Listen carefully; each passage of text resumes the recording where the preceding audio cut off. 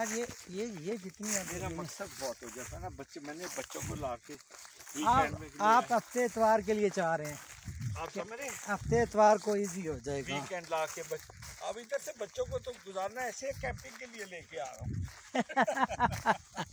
ये सही है। बेटा जंगल की सैर कराओ।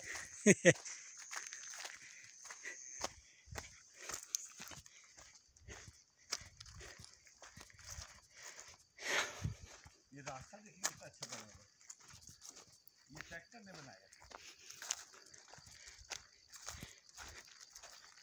इसका एकदम शांत होगी।